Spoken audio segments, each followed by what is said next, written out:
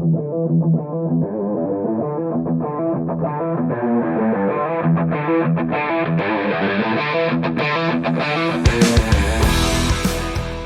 to the Automotive Diagnostic Podcast. We're going to explore ways to sharpen our diagnostic skills, find learning resources, and hear from experts in the automotive field.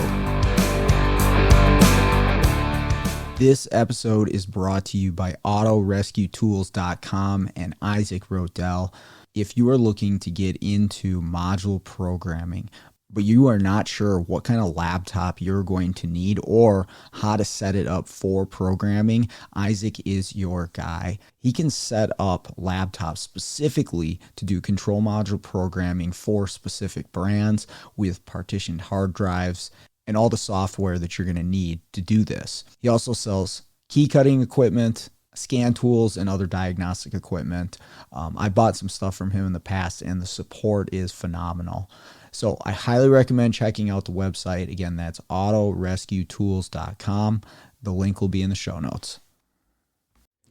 Hey, what's going on, automotive world? Welcome to another episode of the Automotive Diagnostic Podcast. My name is Sean Tipping, and I'll be your host once again for this week's episode. Thank you so much for joining me. I've got some tips and tricks and thoughts on diagnosing CAN networks, which, yes, I do realize I talk a lot about on this show, but we also do a lot of it out in the field. I just did a full 4-hour class, a webinar version on this, and we get a lot of calls on it, and people struggle with it out in the field, and it's mainly because they haven't spent enough time, learning about it or actually doing the work on a car. And so, yeah, if you're just jumping into network stuff, particularly CAN bus stuff, can be a little tricky, and it's hard to get your head wrapped around until you actually spend the time and invest the effort into figuring it out and understanding what's going on, the testing techniques. Now, again, I've talked about it a lot on the show, so yes, there might be a little bit of repetition here, but I'm giving you the 2026 version and a summary of some tips that I have, particularly for open CAN networks, because of course there's a lot of different ways a network can fail, but an open CAN network being one of the most common that we see, right? The network runs the length of the vehicle inside and outside the cab, and very common to have a wire or a connector have an electrical open somewhere in that system. And of course, when we have that open, we have to narrow down where it is. I mean, first, yes, we want to identify that we have an open. That's not so difficult. With a couple tests, I can say pretty conclusively if we have an open in a CAN or not, depending on the setup and the architecture of the network. But the much more challenging part is, where is that open in the network?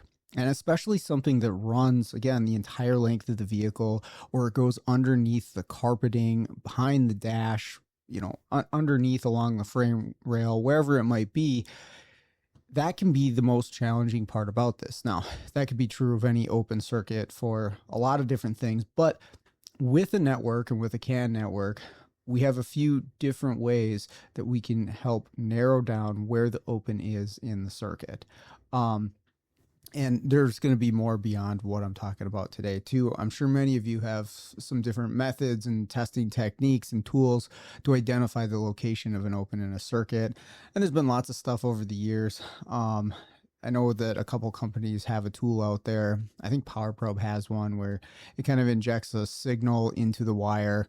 I don't know exactly what it's doing because I haven't really played around with it too much, but you basically hold a probe over the harness, and then it's going to, alert you when you move past the point that there's an open.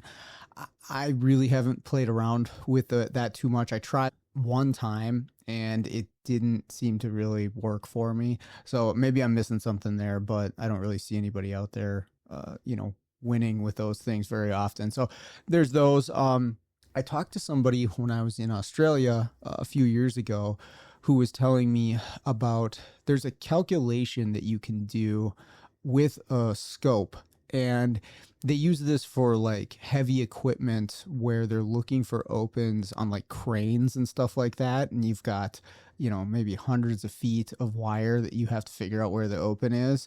And you can actually do a mathematical equation with something to do with the scope. I should probably have researched this a little bit more before I was going to talk about it on the podcast, but I don't use it. So what I'm going with here is that there's other ways that you can find an open in a circuit. But again, with a network, there's a few ways that I will narrow down the section of the car where the open is, and it tends to work out pretty well for me for CAN bus stuff. So obviously the first thing that you want to do is identify that you have an open in the network, and you want to understand the construction of the network and how it's set up, right? Do you have a gateway, or can you measure the DLC, that normal stuff? Once you're on the network, okay, let's ohm check it. Make sure that you don't have any voltage on the circuit when you ohm check it. If you need to, shut it down with the key and wait for it to go to sleep. I have found in some cases that the network won't properly go to sleep because there is a network problem. If you're trying to ohm check it that way, you're going to have to disconnect the battery or find some other way to quiet down the network. But sometimes just pulling the battery is the easiest thing to do. Then you can ohm check it and see, okay, do I have my expected 60 ohms, or do I have 120, or do I have OL, right? So an OL is a completely open network. 120 is you're going to have an open on one side of the network. So you're going to be measuring well, actually, I shouldn't even say that. It depends on the construction of the network. You could still have a 120 and you could have an open on both sides. So this is exactly what I mean. When I start talking about this, I'm like, well, wait, that other network might be different. But either way, 120 is, you are still connected to one terminating resistor, but not both, right? You have two 120 ohms in parallel, should equal 60 if everything's connected. Now, let's say if we measure 60, of course, that is just the main trunk of the network, meaning the section of wire between the two terminating resistors is intact. Could you still have an open on one of the legs or the branches of that network going to a single module? For sure. And that's not going to show up with that ohm check. But at that point, you're probably just dealing with a single module communication. But not always, right? There's always a but here. Actually, I just mentioned last week on the show, had a Jeep Grand Cherokee with a drivetrain control module that had an open. It was a pin fitment issue. That was causing a disruption in the entire CAN network. And I think what was going on there is the module was trying to talk over other modules because it wasn't connected correctly. And it was the arbitration that would normally determine the order of who talks, I think was ruined in that case.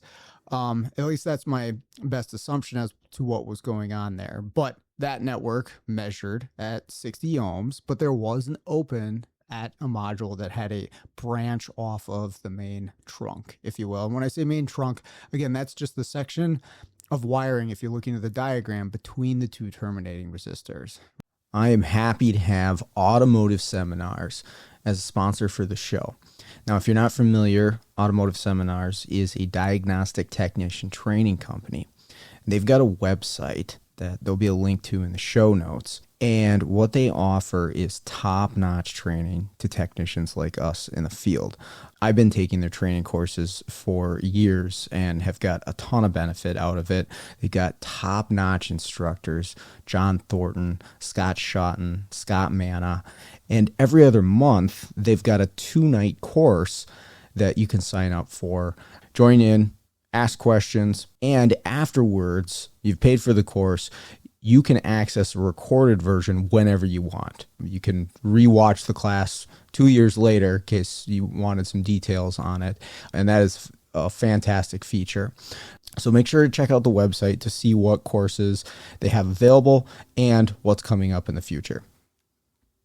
Right. So anywhere in that main trunk, you open it up, you're going to change the overall resistance of the network. And that's actually what I'm going to be talking about a little bit here today, is how we can identify when we have an open on that main trunk of the network. Number one, how can we identify it? Then how can we identify the section of wiring where that's going on? So again, we can ohm check it and see, okay, we're expecting our 60 ohms. You can also scope the network. And I might even do this first, and solely for the purpose of seeing, do I have activity on my network so that I can ohm check it, right? I'm going to do both tests because they're both real low cost tests. All I need to do is access the network, scope it, see what it looks like, assess it against what I know to be a normal CAN bus waveform. And then once I shut it down, whatever form that takes, I'm going to use the ohm meter and then I'm going to check it for proper resistance at that point. So I'm doing both, but the scope is there not only to assess the waveform and then allow me to tell if it actually went to sleep, but I can look at the waveform and I can see, is this a normal pattern for this CAN bus or not? And this is where having some experience with scoping networks can really clue you into what's going on. I've talked before about looking at the bias voltage on the network, and depending on what direction it goes, that can clue you into, hey, maybe I have a bad ground to a module or a bad power to a module, and that will affect the level of the bias voltage that we see, because all of the modules contribute to the bias voltage on the CAN. If you have something affecting that module, power or ground, you're going to see it in the bias. Now, it's not 100% across the board. It doesn't mean for sure that you've got a bad ground to a module if you have an elevated bias, but it might, and it's something I'm going to consider if I see this. I can also see, does this look like a normal pattern as far as, a square wave? Like, does it look usable? And when I say that, yes, you would have to know what a CAN bus waveform looks like, but there's plenty of known goods out there. If you have a Pico, you can pull up a known good waveform. And if you do this enough, you start to recognize, like, yeah, that looks like a great waveform. You can even look at things like the acknowledgement PID at the end of messages. So if you look at the end of a data packet for CAN, which is just one message, at the very end, you'll see a little spike up in voltage that's higher than the rest of that square wave. That's an acknowledgement from other modules saying, yep, we got your message, we saw it. Does that mean a whole lot to you? Well, when I'm looking at that, I can at least say, hey, modules are talking to each other. I don't know what module sent that message necessarily, and I don't know who responded to it, but modules are talking on this network. And that might seem like, oh, that's not really useful to me, but it's a sign of a healthy network.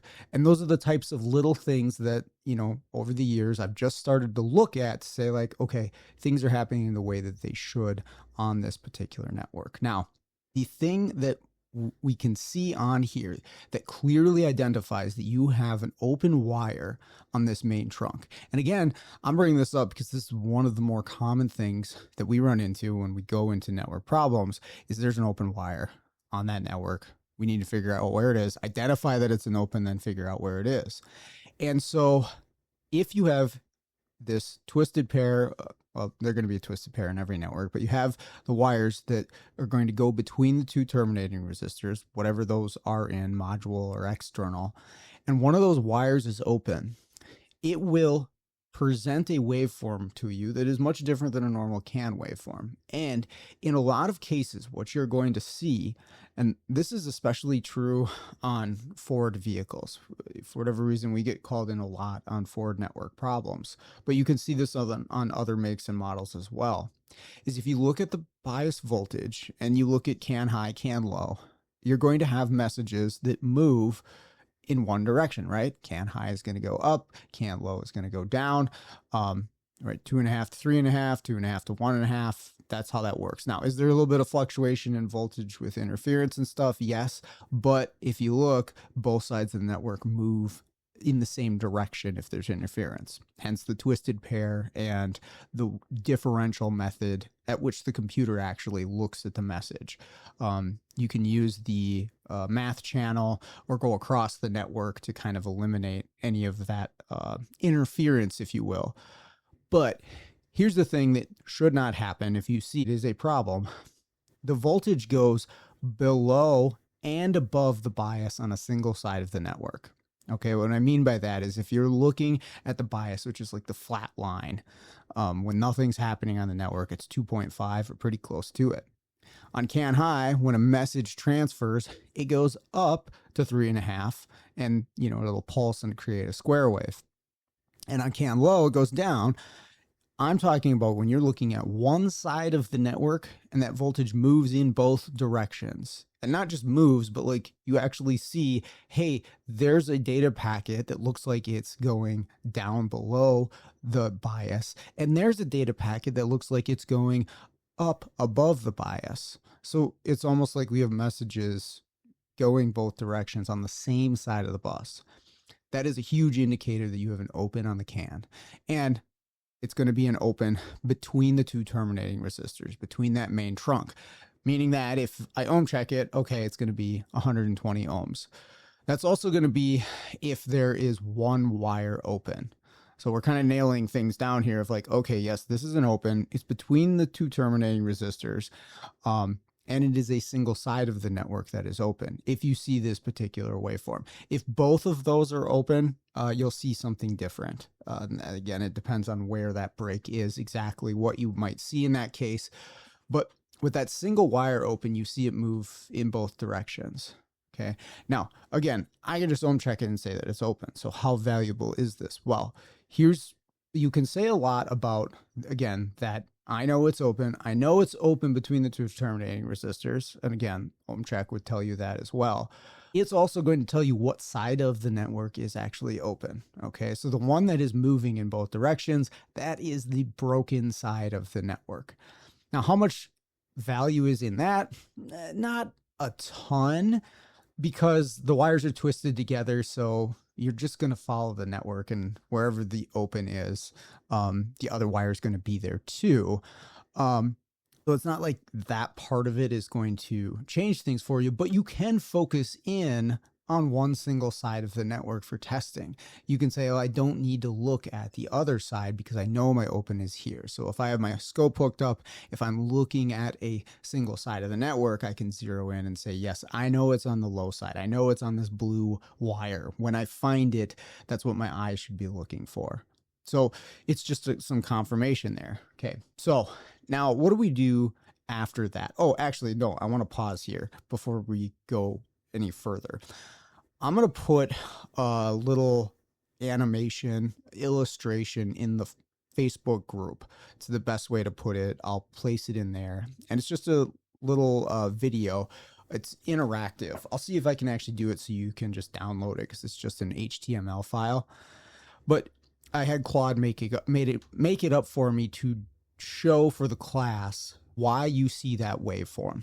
Now, this isn't going to help you fix a car, but for me, I like to understand why I'm seeing the thing that I'm seeing, and because of where you're scoping the network and because of where the open is, that's why you're seeing that message or the voltage go both directions off of the bias, high and low. And what's happening is when the module that is past the open, if you think about in reference to where you're scoping the network, where the open is, and then there's going to be a module on the other side of that open. If there wasn't, you really probably wouldn't have much of a problem with the car. But let's say our open's on the low side of the CAN network. We have a wire that's cut, we're scoping it, and we see on the low side messages going high and low. What's happening is past that open, the module that is still there, still broadcasting messages. You're hooked up to the network, but you're hooked up on the low side. It's not really connected to the low side of that module. Now he's hooked up past the open. So again, it depends on where you're scoping. But when that module is broadcasting its message, and it does that on high and low at the same time, of course, the low side is no longer connected to where your scope is. And so what you're seeing is the voltage actually go up when the high side is transmitting. But because there's no full connection there, there's no voltage drop through the terminating resistor, and you're actually seeing the high side voltage come through the terminating resistor and go in the upwards direction on the low side. If that doesn't make any sense, check out this animation. It helped me a lot to see it visually, and you can kind of slow it down and see, okay, when this message transmits, here's what happens. And you can move the scope and you can move the open or fix the open, and it changes the waveform that you see output. And it'll show you, okay, here's this message broadcasting, here's what you're seeing on the scope. So check that out if you want, if you're interested in that. Again, knowing that part of it is not going to help you fix a car, but it will help you understand a CAN bus network a little bit deeper. And I think that is a valuable thing if you're going to be trying to diagnose this stuff. So now let's get into the more practical side of things for diagnosing an open. How do we get to the section of the open faster? So here's what you do at this point. You've identified you have an open. You've probably tried to scan the vehicle at some point, and that's when you realized, hey, I can't talk to these modules, and there's modules coding saying we can't talk to these modules. You're going to look at your diagram or topology, but I would suggest diagram in this case, of the network and understand how the modules are connected in reference to the network and to where your scan tool is. Okay, so where does my scan tool connect to the network, and where are the modules in reference to that? And you can kind of think of like an upstream, downstream. The CAN traffic doesn't necessarily work that way, but for this portion of it works to think of it as a going downstream from your scan tool, right? You're moving along the network. Here's the first physical module connected to the wires on the network. It is the closest to my scan tool. It's the body control module. Okay, can I talk to the body control module? Yes. Okay, what's the next one? Engine control module. Can I talk to the engine control module? Yes. Next one's transmission. I can talk to that. Next one's ABS. I can't talk to the ABS module. The next one's the chassis control module. I can't talk to the chassis control. The next one's the suspension module. I can't talk to the suspension control module, right? So there's going to be, in the case of an open like this, some modules on that network that you can talk to. Again, this depends on where it's open, but most likely there will be some that you can talk to, but you have to understand the network, understand how those modules communicate with the scan tool, which, by the way, is not always the easiest thing. Some modules have multiple networks connected to them, and they talk to the scan tool in a different way that you think. So keep that in mind. But for the most part, you can go along the line and say, I can talk to that one, I can talk to that one, I can talk to that one. I can't talk to this one. Okay, so the last module that you can talk to on the network, and then the first module that you can't talk to, you're open. In this case, the scenario that I've described here is between those two modules on the network. And that's a very effective way to narrow down the section that you need to be looking. Like, do I need to go underneath the carpet? Do I need to pull a seat? Do I need to go underneath the dash? Okay, well, it's between these two modules. Where are these modules located? You know, and then how is the harness connected between them? Is there a connector somewhere there? Can I access the harness in that area? And it is going to narrow down the size of that particular bus incredibly well compared to doing it the old-fashioned way, where maybe I would divide and conquer, right? I would pick a connector halfway, I'd unplug it, I'd ohm check each side. Oh, I got 120 here, I've got OL this direction, I'm going to go towards my OL because that's where my open is. And I did that on plenty of cars, and it works. It gets you there. This is faster to narrow down that section. Now, you could still use the ohm meter once you get to that point if you want, but this is going to show you that section of, or point you towards the section of wiring that has the open very quickly. Okay. And this has been really effective for me on Ford medium speed bus stuff, because the medium speed bus on Fords can be really difficult to diagnose opens on because they happen a lot. They run the entire length in the vehicle, behind the dash, under the carpet, everywhere on the interior. And they can have plenty of problems with corrosion and stuff underneath the carpet, especially if it's gotten wet at all. That was a Ford Flex that I just did the other day, had corrosion at one of the junction connectors under the carpet underneath the driver's seat. But using the scan tool method of who can I talk to, who can I not, understanding who's on the network, where they actually are physically located on the network in reference to my scan tool, I can now narrow this down to it's between this module and this module. Where is the harness with the network wires between those two? And now that is where I'm going to be looking for this open. And it works really well. Now, there is something here, and there's a lot of different vehicles out there and a lot of different CAN networks. They'll be set up different ways with different modules. You can run into scenarios where an open wire in the way that I've described can cause an entire network to not communicate properly. Okay. Now, Fords, for whatever reason, they seem to be able to communicate properly, even if there's an open wire on that main branch. General Motors, sometimes yes, sometimes no. Why exactly, I don't know, but I've run into two different cases on Silverados where a single open wire on one side of the network causes the entire high-speed CAN to not be able to communicate properly. It takes down the whole bus, essentially. Now, there's still traffic on there, but it does not look the same way as what it might on a Ford. It's a much more distorted waveform. I don't have a great exact reason why that is, but I know that I've seen it. But you can still use the method that I described to help you figure out where the open is. You just have to take one extra step here. And this seems to be pretty effective on the General Motors vehicles. You can tell me if you run into a situation where this isn't. And I'll give you the car where I kind of discovered that, oh, okay, this actually works pretty well. Also from bench testing, I've kind of learned about this, or just understanding CAN networks in general. But for the testing portion of this, came to me as I think it was a 17 Silverado with a high-speed CAN that was down, couldn't talk to anything. And the shop had actually identified that it had an aftermarket AFM delete device plugged into the OBD2 port.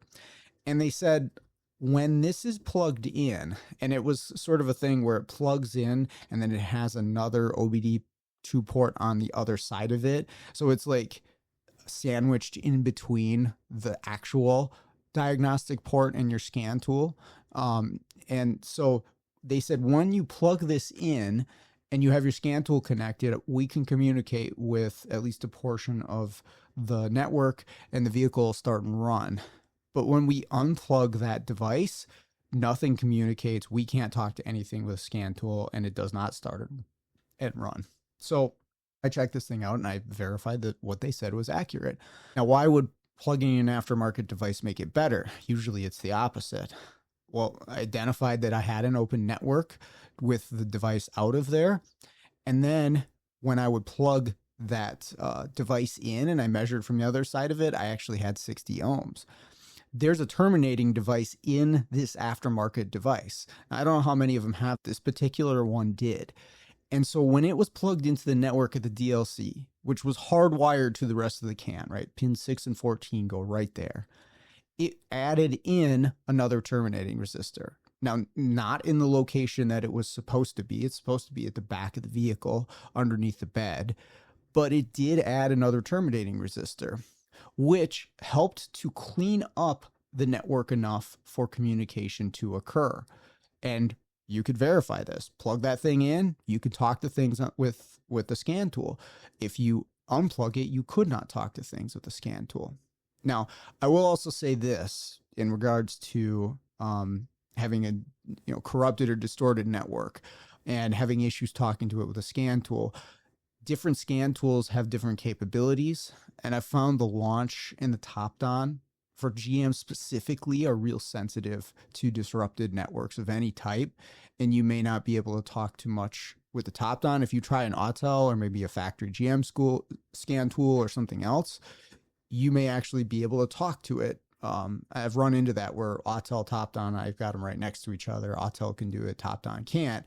There is a problem with the network that needs to be fixed, and I think that's just how the VCIs are built on those things. But adding in a 120 ohm resistor allows even the top-down, that's what I was using on this, to talk to the modules up to the point of the open. And this was a chassis control module, was the one that I couldn't talk to, and that's between chassis control and the ABS. We found the open wire that's about 6 inches from the ABS. So that adding of the 120 ohm resistor was like an aftermarket part, but what you could do in the case of, hey, I've identified I have an open, I can't talk to anything though, the network is severely disrupted, looking at it on a scope, is put a breakout box on the DLC if the network's connected and add in a 120 ohm resistor. Otherwise, you might have to go to the network somewhere and physically cross a 120 ohm resistor across high and low. But I'm sure you could figure that out and do that too. And it may clean it up just enough for your scan tool to see, okay, who's still online and who's not. And you use that method of, okay, I can talk to him, I can talk to him, I can talk to him, I can't talk to this module. This is the section of wiring that I need to be looking at for my open, and that's going to speed things up and make things more efficient for you in narrowing down where that open is. And then you just fix it, right? The fix for these opens is very simple. It's not anything complicated. It's finding it that makes things very difficult. Now, the other thing you can do here too is you can just do an overlay to verify that, hey, what I think I see is accurate. Okay. So if you get to this point, you're like, okay, it's between the ABS and the chassis control, and it makes sense to do so, you could just run a wire on that side of the network from one module to the next. Does everything get better at that point? Did you fix your problem? Okay, now it's worth it. You know that you're going to find an open there. The overlay fixed it. Just find your open at that point. So that's just an extra verification. If that section of wiring is still difficult to access or large enough, okay, just bypass it. Go past there with a jumper wire and see if that fixes the issue. So that's where I'm going to wrap this one up. Let me know if you've got some other open CAN network tips and tricks. Again, this was kind of specific of like broken on the main trunk, one side of the network. If you have both sides open, it's a little bit different. You're not going to be able to use the exact same method, and your scope pattern may look very different depending on where that break is. But you've got some other methods that you like to use to narrow this down, to make it more efficient, to find the problem effectively. Let me know, put it in the Facebook group. I'll put this animation and I'll see if I can make it so you can actually just like download it, put it on it. You just open it up in a web browser and then you can play around with it. And again, kind of helps me understand the waveform that I see when I have a single side open on these Fords. So that's where I'm gonna wrap this one up. I'd like to thank everybody for listening and all the feedback I get about the show. We'll continue to get some episodes out there, but in the meantime, let's get out there, start fixing the world one car at a time.